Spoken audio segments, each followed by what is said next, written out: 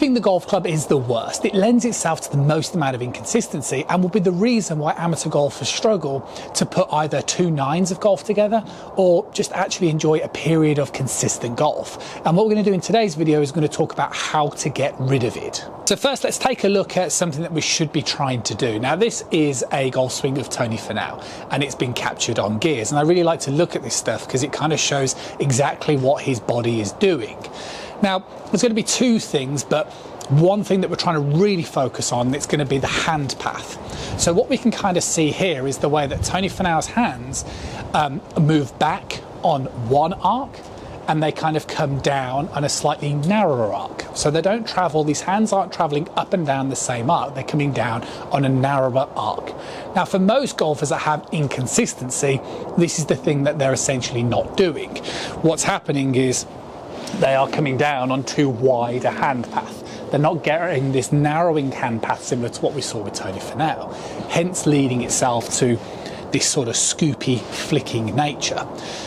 So the question would be, well, what is Tony Finau doing, or what are golfers doing that is not lending itself to this better impact position? And well, there's 2 things in play here. The first one is, well, we move more towards our lead side. So what happens in the downswing is we should be progressively rotating towards our lead side.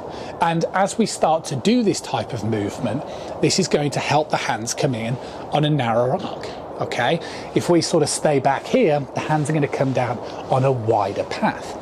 So that's one thing. The second thing, and there'll be golfers out there that kind of go, well, you know, I've been moving this way, and they still have this type of motion. So the second thing that is in play is the trail arm. Now, what you should be doing with your trail arm is similar to what we saw with Tony Finau, is it should be coming down, and that sort of upper arm, I would say, should be coming down towards the side of your body. And what this does is when you accompany both of these movements together, so this sort of movement of rotating towards your lead side and getting the upper arm coming down, should we say, towards your rib cage, is this will help the hands come down on a narrow arc. So as opposed to golfers that get too casty this way, even if they're moving towards the lead side, or golfers that just sort of get a bit kind of club chucky, if you can start to progress both of these motions together, your hands are going to come down on a much better path, which is going to then give you the potential to sort of, should we say, catapult that club through. So now we understand the theory, let's talk about a couple of things that you can do to make sure you get this ingrained in towards your game. I like to do first with students is to put the feet together. So if you put your feet together, you're isolating any movement from right to left or left to right, depending which way you play this game. And it kind of just gets you to concentrate on exactly what your hands and arms are doing.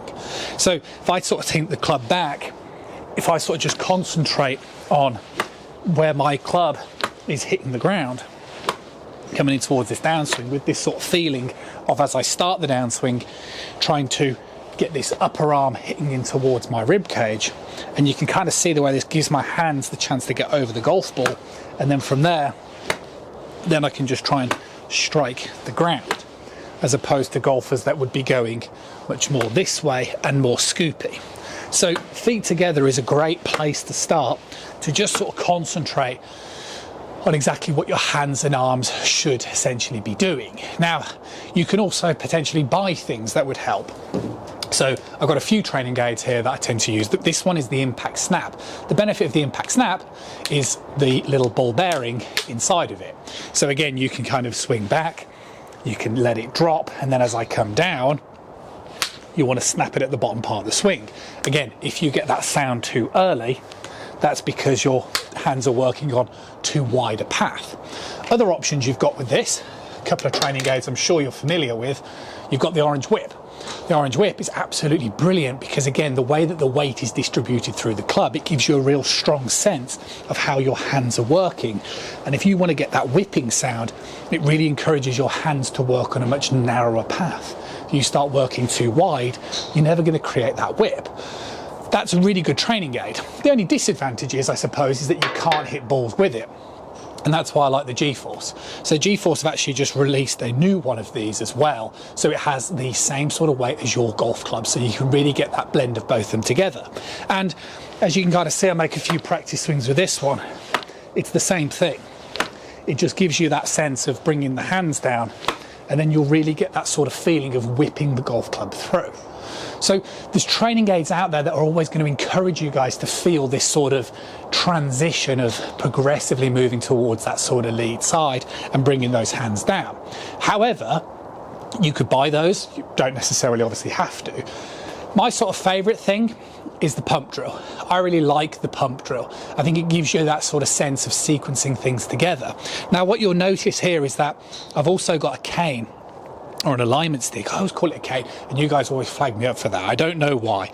I've got an alignment stick here just placed on the outside part of my lead ankle. And you can see, because I like to flare my lead foot slightly open the way that I'm actually treading on it.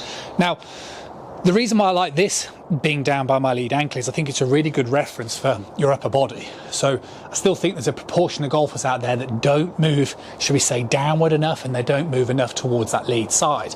This inhibits your weight pressure, but more in particular in today's video, it doesn't allow your hands to come in narrow enough. So I think if I, out of my peripheral, well, out of my vision, let alone my peripheral vision, as I start my downswing, I'm really trying to get this sense that my lead shoulder is moving over towards that cane line, and that's the same sort of motion that we saw with Tony Finau. You know, when you sort of rotate back, obviously you achieve whatever degree of rotation, whether it's 80, 90 degrees, but then you have to make sure that as you're rotating back towards your lead side, this shoulder has to move back that way. Because if you sort of stay here, it doesn't matter how good your upper arm is, you're still going to get sort of too flippy because that hands are going to be too wide. So what you would do is you'd make a few little, let's just move the ball, you'd make a few little rehearsal swings here where you progressively move towards that lead side and then try and get the feeling of the upper arm supporting you. Now, there's no doubt that it will feel different, and for golfers that are used to sort of throwing the club and chucking the club, all of a sudden what's sort of happening in a biomechanical perspective is that your sort of trail arm is going to be staying more supinated for longer, so it's going to be pointing more up towards the sky for a little bit longer, and obviously this arm's likely to be staying pronated for a little longer, which means your watch face would be pointing up towards the sky for a little bit longer. So there's always going to have to be a little bit of bravery and a little bit of kind of patience when you're trying to practice this type of movement. But personally speaking, it's the thing that you want to be doing. It's the thing that we see all professional and good ball strikers and good golfers do. And it's the thing that basically gives you that ability to create effortless speed. Whipping that club in is going to make a big difference, because it's not only going to get rid of this flipping motion, but it's just going to make life so much easier. If you found this really, really useful, what you should also find really useful is this video here, because I talk about using exactly the same sort of pump exercise, but to produce a draw with the driver. And that is something that's going to help you out, improving your irons from today, drawing the driver up here. I'll see you guys again really, really soon.